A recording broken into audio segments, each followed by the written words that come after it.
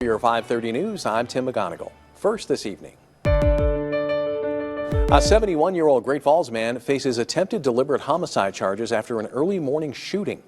According to a press release from Great Falls Police, the incident happened at 1700 2nd Avenue North at approximately 3:39 this morning.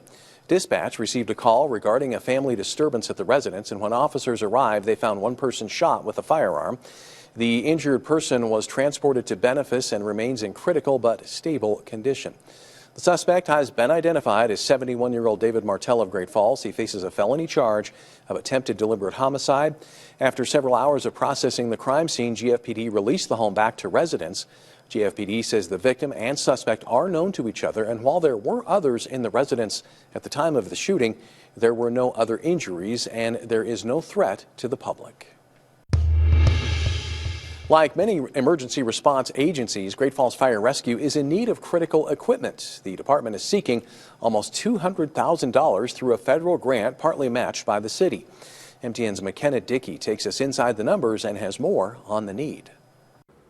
Great Falls Fire Rescue has applied for a nearly $200,000 federal grant in hopes of upgrading the equipment they need to perform their services. So these diesel exhaust systems that you see here with the hoses, to make sure that we're not breathing diesel smoke, that was a grant. All of our SCBA sitting here and on our apparatus, that was a grant. We've relied heavily to maintain operations through the granting process. According to the Great Falls Fire Chief, their annual budgeting process doesn't allow for the necessary equipment upgrades that the federal grants can accomplish.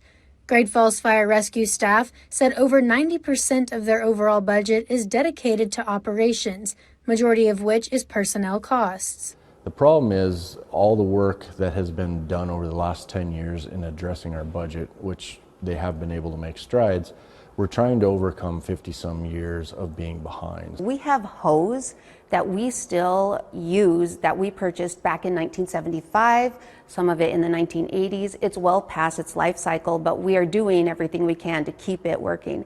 It's just certain things that our budget doesn't allow us to prioritize because it is still working, it's just past its life cycle. If this Assistance to Firefighters grant is awarded, the funds will go towards upgrading equipment such as new hoses, a power lifting gurney system for their ambulance, as well as new mannequins for medical training. The safety of our men and women in this department is of the most crucial importance.